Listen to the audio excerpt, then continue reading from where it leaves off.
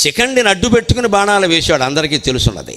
శిఖండి కనపడగానే ఆయన పేడిలా ఉన్న వాళ్ళతో, నపుంసకులతో ఆయన యుద్ధం చేయడానికి ప్రతిజ్ఞ కాబట్టి ఆయన వెనక్కి తిరిగాడు. వెనక్కి తిరిగిన వీరుడి మీద అర్జునుడు బాణాలు వేశాడు. మరి తప్పదు, ఇంకో మార్గం లేదని కృష్ణుడు చెప్పాడు. ఇక్కడ వాళ్ళకేవో శాపాలు వరాలు ఇవన్నీ ఉంటాయి అని నువ్వు ఆలోచిస్తే 10 రోజులు కాదు బతికే ఉంటాడు. ఎంతకాలం చూస్తావు, ఇది వేసేయన్నాడు అంతే. కృష్ణుడి వ్యూహాలు అలాగే ఉంటాయి, కాలానికి తగినట్టుగా ఉండాలి వ్యూహం. ఎప్పుడు నువ్వు సాగదీయకూడదు వ్యవహారాన్ని. ఇక్కడ ధర్మమును సాగదీస్తే ఎప్పటికీ ఉండదు. ధర్మాన్ని ఇంకో మార్గంలో నిలబెట్టే విధానం ఇలాగా. ధర్మం కంటే ధర్మాన్ని నిలబెట్టడం ముఖ్యం. ధర్మ సూక్ష్మం గమనించండి. మనం ధర్మంగా వ్యవహరించడం కంటే ధర్మాన్ని నిలబెట్టడం ముఖ్యం. ధర్మాన్ని నిలబెట్టడం కోసం కాస్త పక్కదారికి వెళ్ళినా పర్వాలా, కొన్ని అబద్ధాలు చెప్పినా పర్వాలా, కొన్ని మాయలు చేసినా పర్వాలా, అంతిమంగా లక్ష్యం ఏమిటంటే ధర్మాన్ని నిలబెట్టడం. అది ఉండాలి లోపల, మన స్వార్థం కోసం కాదు అది. అందుకని కృష్ణుడు భీష్ముడికి అర్జునుడికి నచ్చ చెప్పి, పెట్టో సెకండ్ని పెట్టి ఆయన వెనక్కి తిరుగుతాడు వేసేయి, ఎందుకంటే ఆయన కోరుకున్నాడు.